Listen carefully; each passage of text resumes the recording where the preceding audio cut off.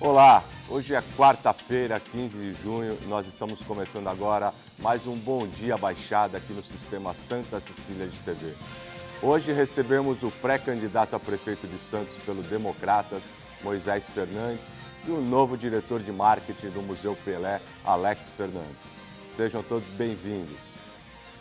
Vamos conferir algumas notícias no processo mais longo de sua história. 8 meses após a apresentação da denúncia, o Conselho de Ética da Câmara aprovou ontem parecer favorável à cassação do mandato de Eduardo Cunha. Ele já estava afastado de suas funções desde dia 5 de maio. Cunha só perderá o mandato, porém, caso o plenário da Câmara confirme o parecer do Conselho com o voto de pelo menos 257 dos seus 512 colegas. A votação é aberta e deputados afirmam que não deve ocorrer em menos de 3 semanas. O voto decisivo foi dado pela deputada Tia Heron, do PRB. O presidente da Associação dos Magistrados Brasileiros, João Ricardo Costa, entende que as ações de indenização movidas por juízes em dezenas de cidades paranaenses contra jornalistas da Gazeta do Povo podem ser consideradas um suicídio institucional. Juízes e promotores se sentiram ofendidos com uma reportagem sobre os supersalários no Judiciário e no Ministério Público publicada pelo Jornal Paranaense em fevereiro. Em carta enviada a magistrados do Paraná, Costa critica a atuação da Associação dos Magistrados do Paraná, que gerou repercussão negativa para a magistratura em mais de 40 veículos. Bom, os nossos convidados, quero dizer primeiro que é um prazer ter vocês aqui nos nossos estúdios. O Moisés, que já teve a oportunidade de participar em outras vezes do programa, e o Alex, que agora assume um papel importante, um papel de destaque, porque você assume a diretoria de marketing no Museu Pelé. E o Pelé, como todos sabem, atleta do século, tem um carinho todo especial, o mundo tem um carinho por ele, nós aqui em Santos, mais ainda, por ele ter sido tão importante para o Santos Futebol Clube e pela que é o esporte de paixão nacional. Queria saber, primeiro, te desejar que você tenha sucesso nessa nova empreitada e queria saber de você como é que está sendo esse desafio. Bom dia, Conde. É um prazer, uma alegria muito grande poder participar do programa e trazer algumas coisas, principalmente no tocante ao marketing no Museu Pelé. É um desafio, mas é um desafio prazeroso. É uma responsabilidade muito grande. Eu acho que ocupar um cargo desse é quase que o mesmo peso de vestir as camisas que o Pelé vestiu durante a sua carreira. É verdade. Eu acho que o Museu Pelé, ele merece um destaque, ele merece o carinho, ele merece a atenção, não só do santista, mas de todo mundo que gosta e ama o futebol.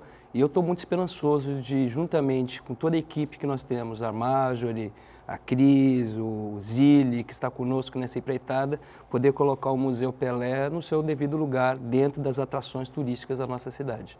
Muito bem, o Adilcinho Durante... O Adilson Durante, sem sombra de dúvidas. O Adilcinho Durante, que também está à frente do Museu Pelé agora. Ele é o responsável pelo aparelho como um todo, né? Logicamente, a minha visão ela é mais em cima do marketing, mas a visão do Adilcinho, a responsabilidade dele é do museu como um todo. E lembrando que o Alex também é professor aqui da Universidade de Santa Cecília.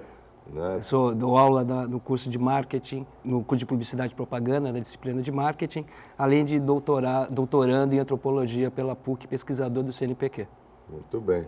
Moisés, seria interessante para fazer, ajudar, né? O marketing hoje é tão importante, uma ferramenta tão importante em todos os sentidos, né? Para você poder divulgar, esclarecer, eu acho importante. E também na administração pública, você como um pré-candidato a prefeito, a gente sabe que precisa do marketing também para mostrar para a população o que está sendo feito e também fazer alguns alertas, dizer de que forma utilizar melhor os equipamentos públicos e tudo isso. Acho que é muito importante, né?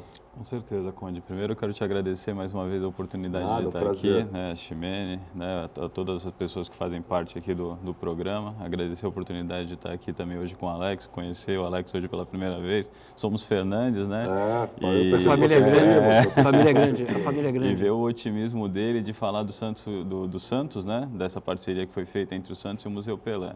A gente estava conversando aqui um pouco antes do programa abrir, ele estava falando dos desafios, né? Mas da vontade com como ele está aceitando esse desafio de levar, né, esse projeto adiante, que eu acho que é um projeto que a cidade merece, né, e merece ser realmente tratado com carinho e nada como você fazer um equipamento importante que pode ser uma mola propulsora para o desenvolvimento ali daquela área toda do Valongo e tudo. Foi um investimento significativo, importante, num local que precisa e que tem tudo a ver, né, o centro histórico, aquela coisa, lugar você ter um museu, né? É um lugar eu lindo, acho um negócio muito legal. E Moisés, eu queria saber de você também com relação à notícia que eu dei, né, na matéria do Eduardo Cunha, da cassação, do pedido, conselho de ética. Você como um ator político importante da cidade, tudo, eu queria saber como você enxerga e se você já esperava esse resultado. Eu já esperava o resultado pela forte pressão da opinião pública, né, e da mídia, né, como um todo. A mídia começou a veicular de uma maneira forte, né, toda essa questão, e acho que não tinha como a Thieron, né, que acabou votando, né, favorável, né, ou seja, no último momento ela mudou o voto e isso deu abertura, né, para esse processo agora aí para a Câmara e ser votado por todos os parlamentares. Eu acho que não tinha mais como evitar. Eu acho que a gente está passando no Brasil um momento ímpar, né, dentro da política.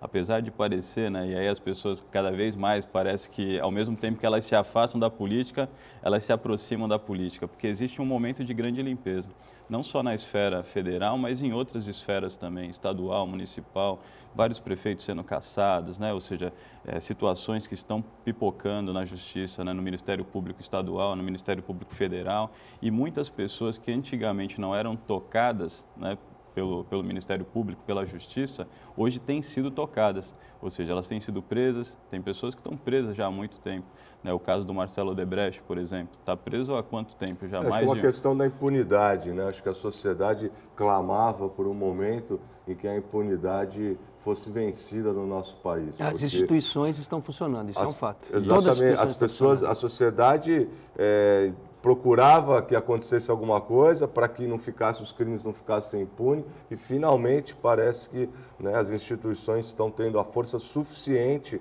para poder fazer com que os crimes fossem realmente penalizados. A ideia que se passa é que a justiça é para todos.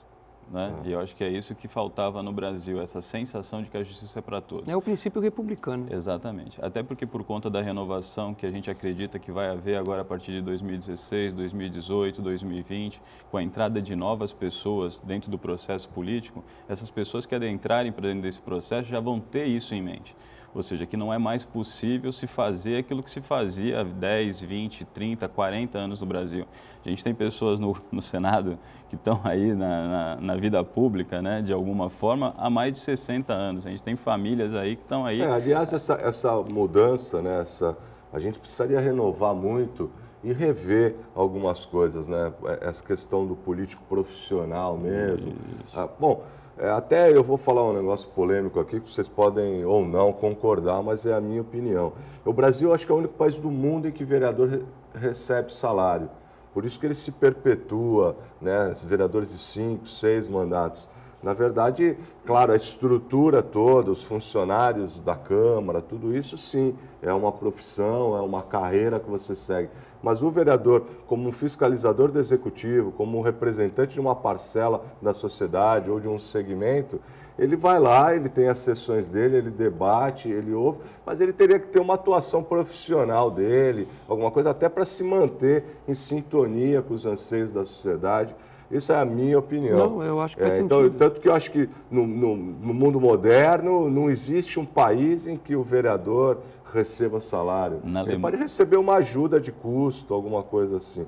Eu particularmente acho que a gente deveria rever esse processo todo e até a forma como se dão as eleições e tudo, essa questão. Nós encontramos municípios que possuem uma despesa muito maior com folha de pagamento dos vereadores do que necessariamente com o resto do funcionalismo daquele município. É uma situação insustentável. Não, é importantíssimo. É importantíssimo que tenha a figura, que exista a fiscalização e tudo isso. Mas eu acho que não deveria, a gente tinha que ter uma oxigenação a mais, ou se de repente cumprisse um mandato e depois fosse obrigado a se afastar. Caso ele tenha feito um bom trabalho, a sociedade vai pedir para que ele depois, 4 anos depois, retorne. mas não essa se perpetuar como se perpetua. Eu particularmente também vou lançar aqui um pensamento que não pretendo aqui transformar em polêmica. Eu sou contra a reeleição de qualquer cargo público. Sim. Eu sou contra a reeleição de qualquer cargo público. Uma outra visão também interessante. Porque a reeleição ela faz com que aquele ocupante do cargo, ele só consiga pensar no próximo mandato. Isso faz com que ele, muitas vezes, não tome as medidas que tenham que ser tomadas, muitas vezes faz com que ele só pense nas eleições.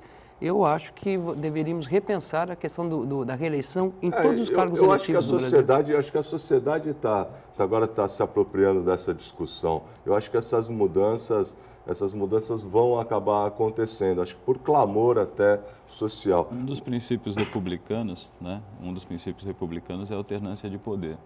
Né? Sim, e a alternância de poder só é possível como? Através da não reeleição. Isso, inclusive, faz parte dentro do nosso programa de governo. Não importa o resultado que a gente tenha, não importa a aprovação que exista dentro de uma possível eleição e de um possível mandato que a gente venha a ter na cidade de Santos, nós não vamos para a reeleição.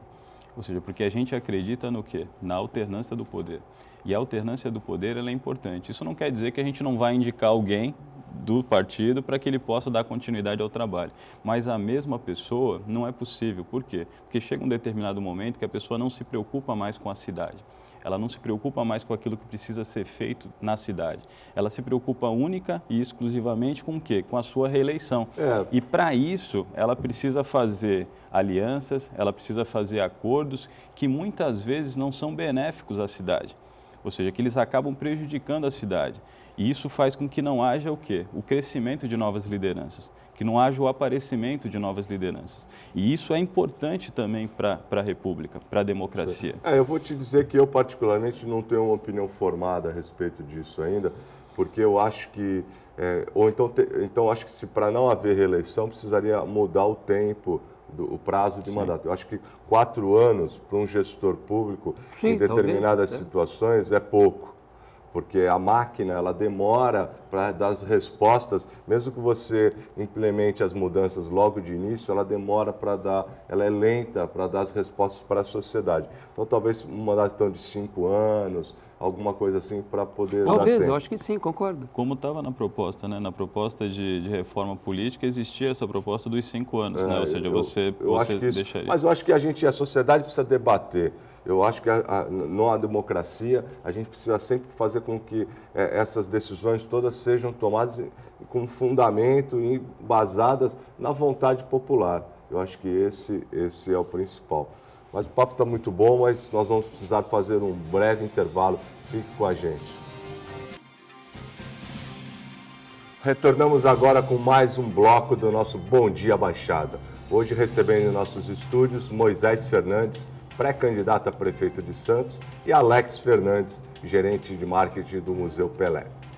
Vamos conferir aqui mais algumas notícias. Números de carros do Uber atuando exclusivamente na região já chega perto de 50, segundo os próprios motoristas.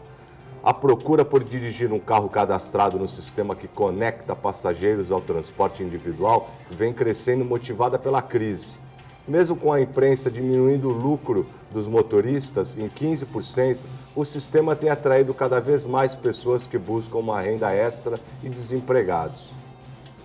Em visita a Santos, o presidente da Lesp, Fernando Capês, afirmou inocência na chamada máfia das merendas.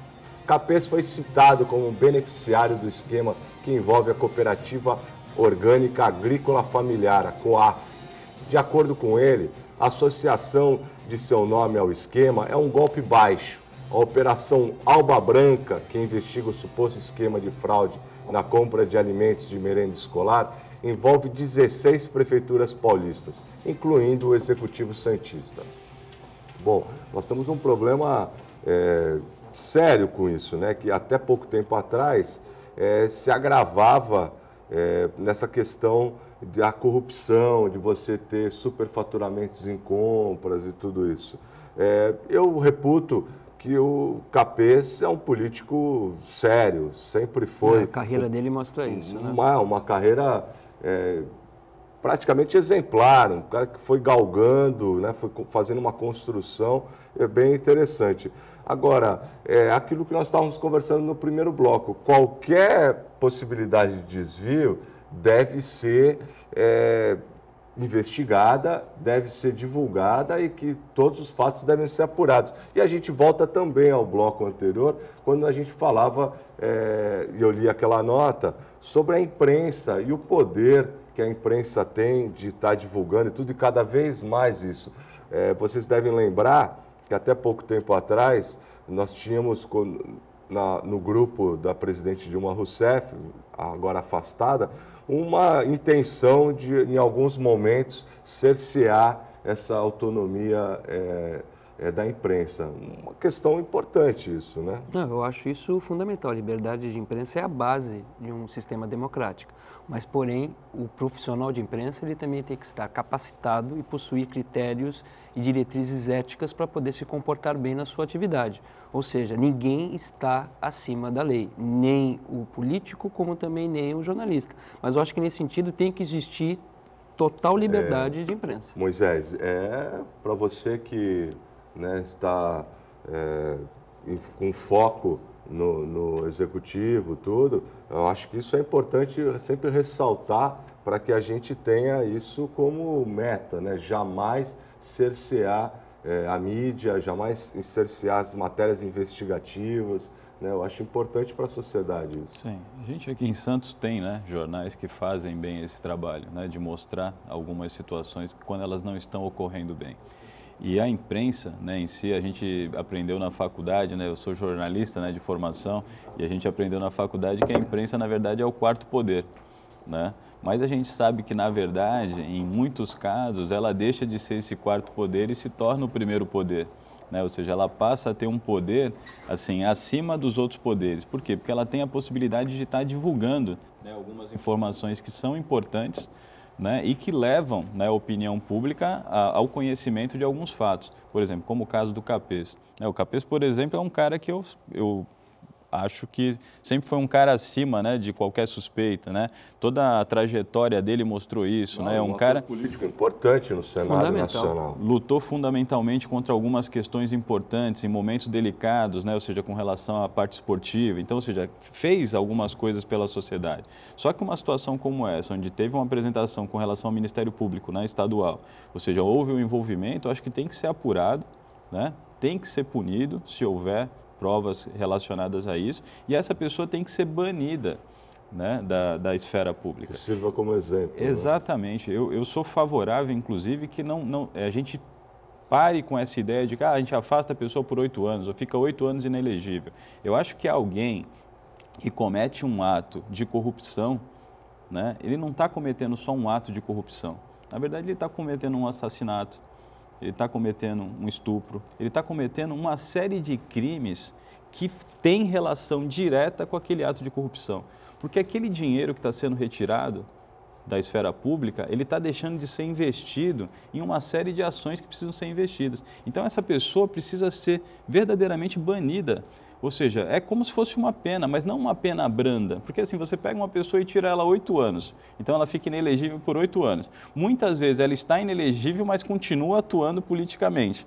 Ou seja, porque ela tem atuação, ainda que não com mandato, mas dentro do Zé Dirceu e tantos outros políticos que fazem parte. Ainda que não tenham mandato, mas eles continuam atuando fortemente. Então essa pessoa precisa ser banida e não poder participar, na minha visão, por pelo menos 30 anos.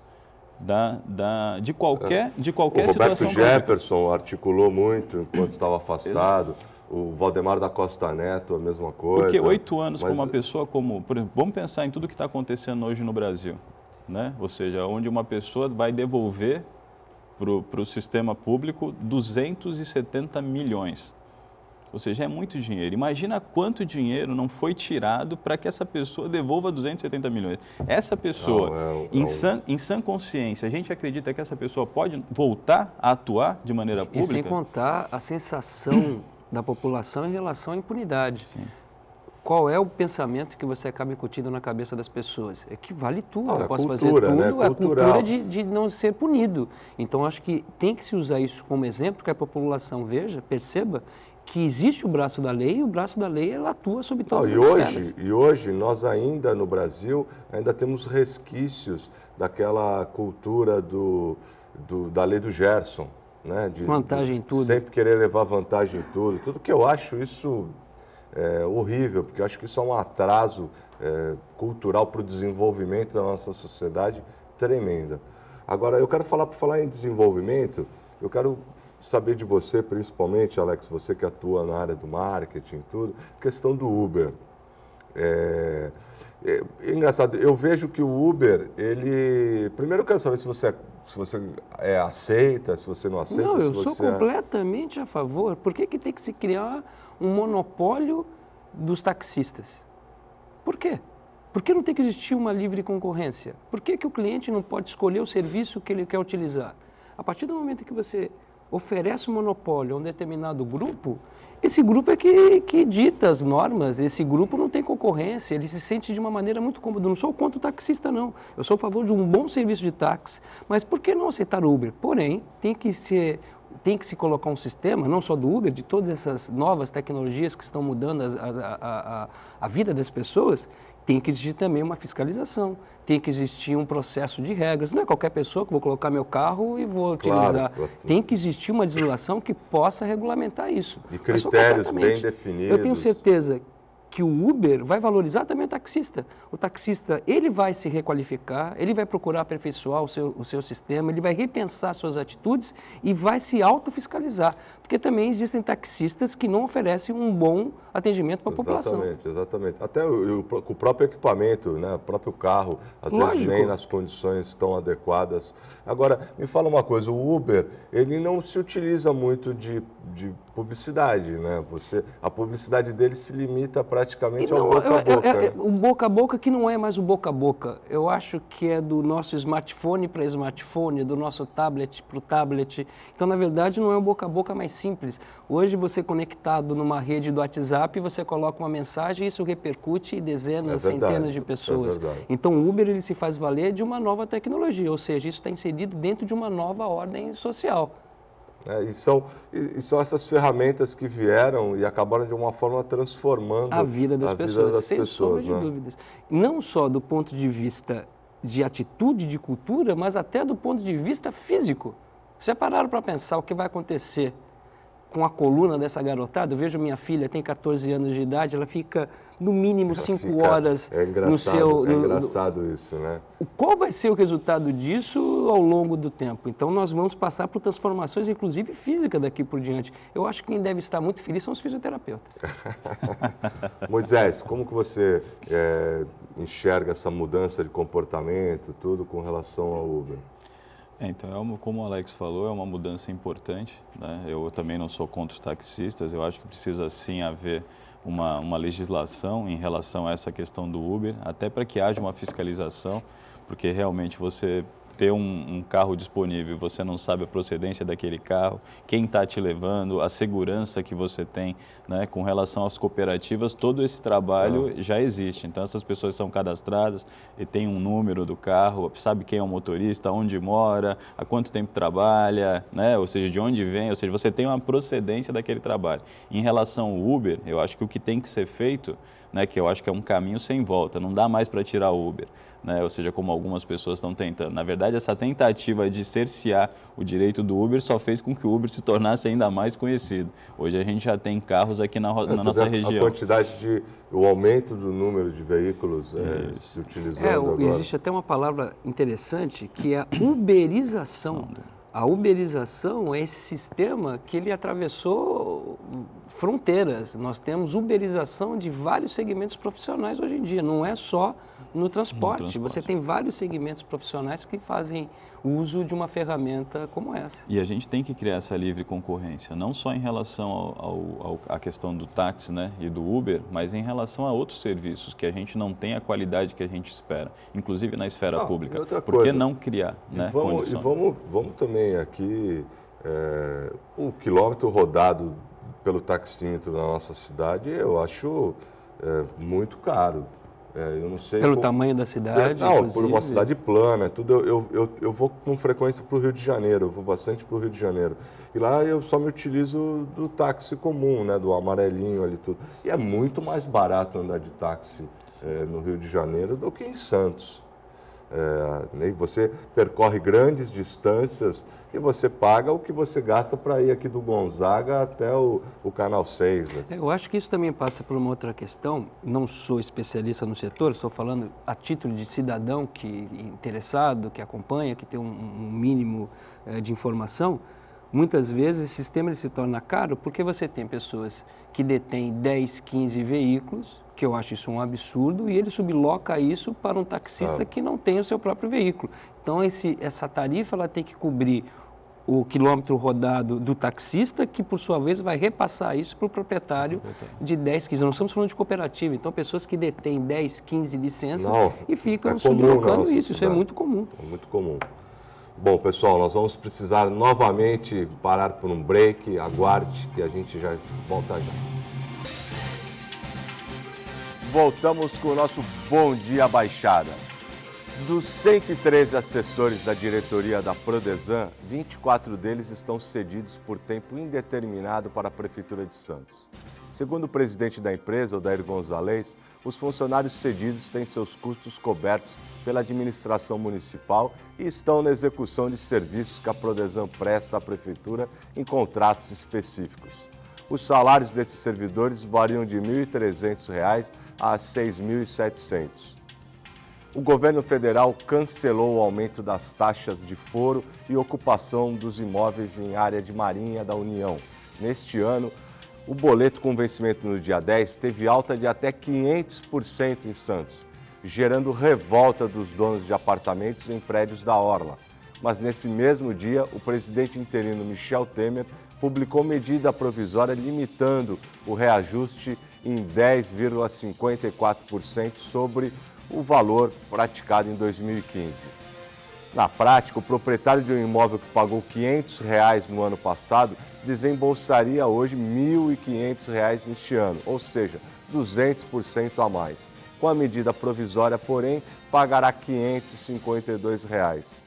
Bom, isso é para vocês que moram em belos apartamentos de frente para o mar. Não é meu caso, estou mais aqui no Boqueirão afastado. Eu tenho certeza que vocês se assustaram logo no início, mas graças a Deus houve um bom senso por parte do governo federal e essa taxa foi diminuída. Esse é um assunto, seria, na minha opinião, para um programa inteiro. Sim. A questão desse foro, da área de marinha, de você pagar o laudêmio. Até a origem disso já é discutível, né? Algo que vem desde o Império. Para a família real, seria um recurso destinado à família real, que hoje eu nem sei se vai mais para a família real.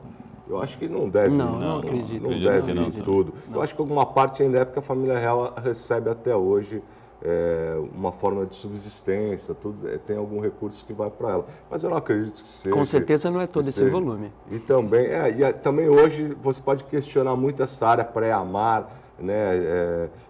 Normalmente acho que eram 30 metros em alguns pontos, e 50 metros, era 30 metros de rio, 50 metros de mar. Eu acho que tudo isso hoje deve estar completamente desatualizado. Mesmo porque a cidade cresceu, ela foi ocupando espaço que outrora era de rio, era de mangue, era de mar, e você às vezes está a quarteirões de mar ou de rio e você está pagando lá dentro. O Santos tem isso, o Rio de Janeiro. O que precisa ficar claro é que, independente da discussão de que se essa taxa precisa ser paga ou não, ela não pode ser exorbitante, né? Eu acho que a gente tem, até porque isso tem para toda a costa. Tem áreas, por exemplo, da zona noroeste, exatamente por questão do rio. Da proximidade do rio, você tem que pagar essa taxa também, e é um absurdo, né? Eu não reclamo de pagar impostos, desde que exista a devolução desses impostos em forma de serviço público. A minha questão é, será que o poder público está devolvendo isso na mesma medida que ele está cobrando? Não, exatamente.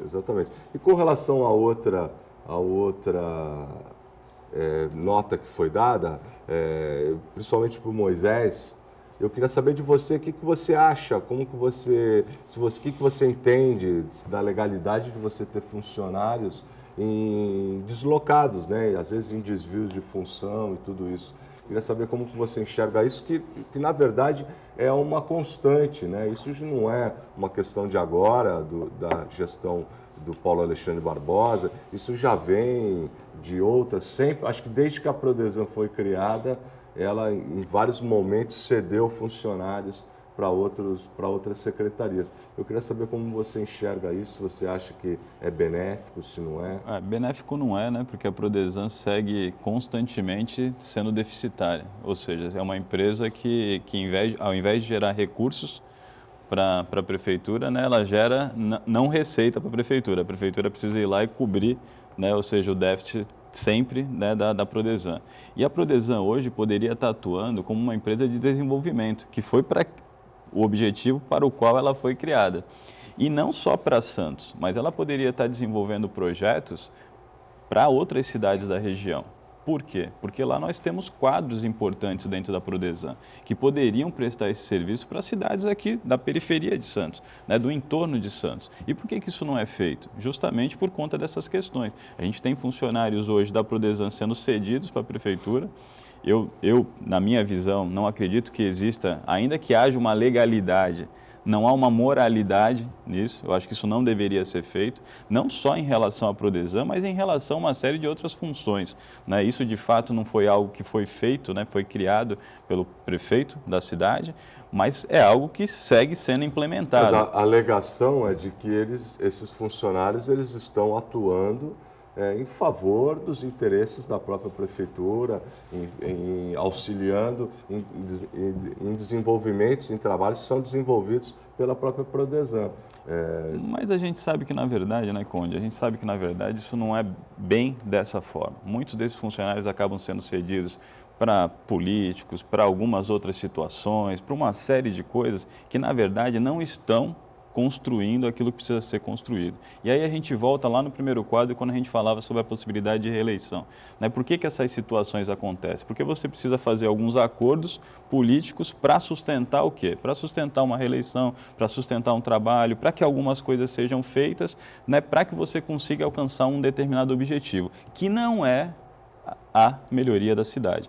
Né? Se a gente tivesse unicamente preocupado com a melhoria da cidade, a Prodesan não estaria dando déficit ano atrás de ano, né? E a gente estaria talvez utilizando esses profissionais, que são excelentes profissionais que a gente tem lá, para quê? Para desenvolver a cidade e desenvolver outras regiões, gerando lucro para a cidade, porque a Prodesan poderia, por exemplo, atuar como uma empresa dentro do porto, e ela não atua, ou seja, nós temos quadros, pessoas que poderiam estar, ou seja, à frente desse processo, mas isso não é feito por quê? Porque ela acaba servindo como eu não gosto de utilizar esse termo, mas como um cabide, né? Ou seja, são pessoas que são indicadas, são colocadas lá, no mesmo momento elas já são cedidas para outras situações. Você acha que seria um modelo ideal, no momento, seria diversificar a área de atuação da Prodesan? Com certeza, até porque aí ela geraria lucro, né? Ou seja, a gente é da gestão pública, você sabe do que eu estou falando. Se você pegar uma empresa como essa, pegar os quadros que a gente tem lá, desenvolver bons projetos, envolver as pessoas, o que naturalmente você tem? Você tem retorno, você tem o lucro. O que uma empresa precisa ter? Precisa ter lucro. O que a prefeitura precisa ter? Precisa criar a condição de gerar riquezas, ou seja, para que essas riquezas possam ser investidas, principalmente no momento em que a gente vive na nossa cidade e no país e no Estado, ou seja, um momento de crise. É nesses momentos em que a gente precisa usar bem o dinheiro, o recurso que a gente tem, ou seja, a gente precisa investir bem esse recurso. E a Prodesan, na minha visão, é fundamental para esse processo. Agora, o que falta, na minha visão? Falta vontade política, falta querer fazer, ou seja, falta simplesmente você ter bons projetos, envolver as pessoas e tocar o barco. É simples, a gente pega empresas na iniciativa privada, gerando um X, e a gente faz elas gerarem 2, 3X. Com o quê? Com trabalho, ou seja, envolvendo as pessoas, tendo projeto, tendo meta. Agora você faz isso promovendo quem não deve ser promovido? Não faz. Projeto é fundamental em todos, na minha opinião, em todos os... E o envolvimento das pessoas nesse projeto. Você tem empresa, você sabe como funciona. Você pega um projeto, você envolve as pessoas, você mostra para elas uma meta, uma possibilidade de alcançar um determinado objetivo e mostra para elas que, se elas alcançarem aquele objetivo, elas vão receber algo por isso. O que elas fazem? Trabalham muito, vão para cima, desenvolvem o trabalho e naturalmente você acaba alcançando o objetivo final. E eu acho que é isso que a gente precisa fazer na administração pública. A gente precisa cuidar da administração pública como a gente cuida da nossa casa, como a gente cuida da nossa empresa, né? Ou seja, com o mesmo cuidado, com o mesmo carinho que a gente tem por aquilo que é nosso, porque o público também é nosso. Não tenho a dúvida. No Brasil nós temos uma visão errada, cultural, de que aquilo que está lá fora é de ninguém.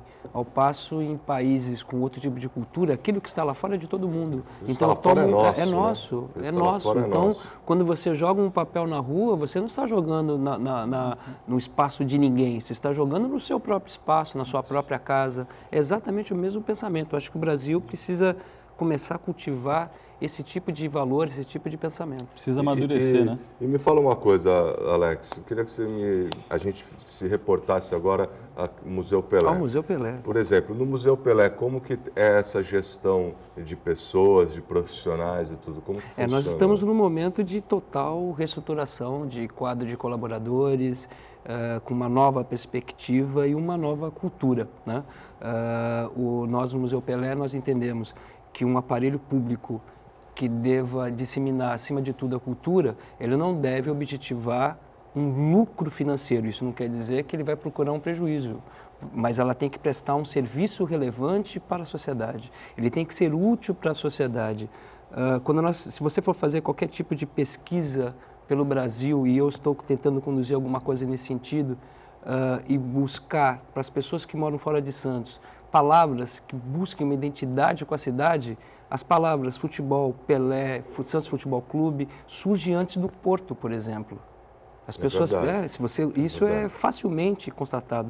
Então, no exterior, principalmente. Principalmente. Lógico que o Porto é fundamental para a vida da nossa cidade, eu não estou falando que não é. Mas quando você vai buscar essa informação, você vai perceber que o futebol, o Pelé, faz parte da identidade cultural da nossa cidade. Então, acho que a cidade ela tem que ter essa preocupação, valorizar essa questão, mas sempre pensando que o Museu Pelé ele está a serviço da população como um todo. Então, por exemplo, já a partir do mês de agosto, nós vamos colocar um novo programa focado principalmente para as escolas públicas. Nós devemos receber centenas de crianças da rede municipal no primeiro momento, onde elas vão poder não só conhecer a trajetória do Pelé, mas vão poder também assistir uma encenação de uma peça criada com uma temática ancorada pela história do Pelé, mas que envolve questões sociais fundamentais. Nós estamos fazendo uma peça em conjunto com a seção de controle de vetores e a seção de vigilância e controle de zoonose, onde nós vamos encenar uma questão social importante. Então a criança ela vai conhecer o aparelho, ela vai receber toda a informação a respeito da história do Pelé, ela vai participar de uma peça e, acima de tudo, nós vamos acompanhar a evolução daquela criança enquanto transformador social. O que essa criança recebeu de informação nesse contexto e como ela vai aplicar, repetir esse conceito na sua comunidade, que essa é a nossa expectativa. Então, esse é o papel de um aparelho público eficiente, não só do ponto de vista de levar cultura, mas também de acompanhar o resultado e buscar uma transformação social. Eu tenho certeza que o homenageado, né, o Pelé, vai ficar muito orgulhoso de ter o seu museu com essa preocupação e sendo importante dentro da transformação na sociedade. Eu acho que isso... Eu acho que a historiografia do Pelé ele tem que ser âncora de coisas maiores. Eu acho que o Museu Pelé ele tem que se posicionar como um polo indutor de conhecimento, não só da área de esporte, mas também de questões sociais. O atleta do século. Bom, de novo nós vamos precisar fazer um break. Aguarde que a gente volta já.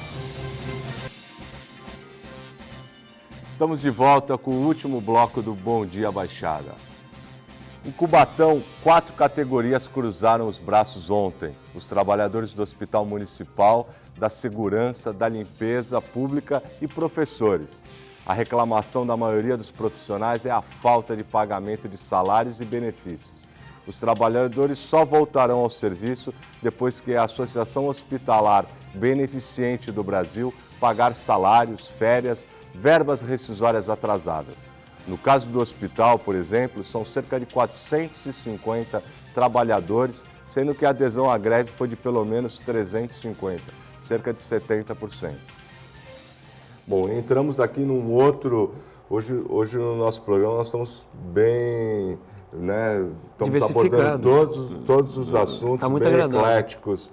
E eu queria saber de vocês, esse é mais um problema que aflige o país inteiro, né? Que é a questão, as duas questões, tanto da saúde, da complexa situação de que se é administrar a saúde, e também a questão dos postos de trabalho. E você hoje manter os dois, eu acho que é um grande desafio para qualquer gestor público.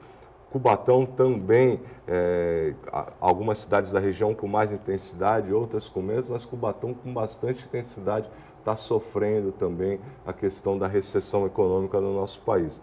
Pô, haja vista você ter um hospital tão importante como é o Hospital de Cubatão, um equipamento que atende não só os munícipes de Cubatão, mas do entorno também, e às vezes até de fora, porque vocês sabem que o Cubatão tem uma imigração, teve uma incidência de imigração muito grande do pessoal do Nordeste. Somente na construção da Anchieta. E eu sei, até porque eu milito bastante em Cubatão, profissionalmente, tudo, às vezes vem famílias de fora se hospedar na casa dos parentes em Cubatão para poder ter um acesso mais fácil, principalmente questão de crianças, porque o hospital infantil, o Hospital de Cubatão tem uma ala infantil muito importante, com quase 50 pediatras, um equipamento importantíssimo. Então a gente está diante de um cenário complicado, né, Moisés? Esse é um cenário bem complicado, mas eu acho que existem soluções para um cenário como esse, né? Aqui em Santos, por exemplo, a gente tem lá em Cubatão, né, essa questão toda da greve, dos funcionários, de uma série de coisas acontecendo. A gente encontra o mesmo tipo de problema em São Vicente, também com as unidades, né, de saúde de São Vicente.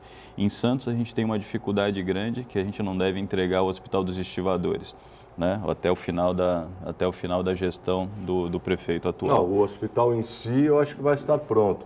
Talvez ele não... O prédio, né? Mas não vai conseguir por falta de verba, de garantia, de recursos para o custeio dele. E nós estamos falando de um hospital, né? Isso. Tão importante na região. E um dos hospitais que vai ser um dos hospitais mais importantes, não só para Santos, como para a região. Com certeza. Na UPA, né, que foi inaugurada recentemente. Desculpa te interromper de novo, mas essa que é a questão, né? Você tem um equipamento tão importante como esse e, ao mesmo tempo, você vai atender toda uma região, só que você não vai receber pelo SUS o suficiente para que você tenha garantias de assistência, porque a garantia universal você não consegue. Por exemplo, eu só vou receber pelo que seria correspondente a Santos. Eu vou atender o município de São Vicente. E o que acaba na prática... Então, todo esse modelo precisava ser revisto. Então, é exatamente isso. Por exemplo, a UPA Central. Recentemente, a gente teve a morte de um morador de Santos dentro da UPA Central aqui, né, na nossa região. Aí a gente está só apontando os problemas, né? Então a gente tem um hospital que não vai ser entregue, a gente tem greve em Cubatão, dificuldade em São Vicente e a morte de um morador dentro da UPA Central aqui em Santos. Qual a solução para isso, né? Porque o Moisés está aqui então apontando só os problemas, mas não traz uma solução. Mas se a gente migrar de Santos para Salvador, a gente tem o Hospital do Subúrbio em Salvador, que é um hospital que hoje funciona através de parceria público-privada. E através dessa parceria público-privada você tem um hospital que é público, mas que presta serviço, isso segundo uma série de pesquisas que são feitas lá, isso por veículos nacionais de qualidade privada. Mas por quê? Porque através de uma parceria público-privada você tem um empresário que assume, ou um grupo de empresários que assumem aquela gestão. E uma das coisas que é fundamental dentro da parceria público-privada é que aquele equipamento ele dê lucro. Porque qual o interesse do empresário em assumir um equipamento como esse? É que ele tenha lucro. Mas e as OS? Então, mas as OS, a gente é diferente da parceria público-privada. Por quê? Porque não há nenhum tipo de garantia.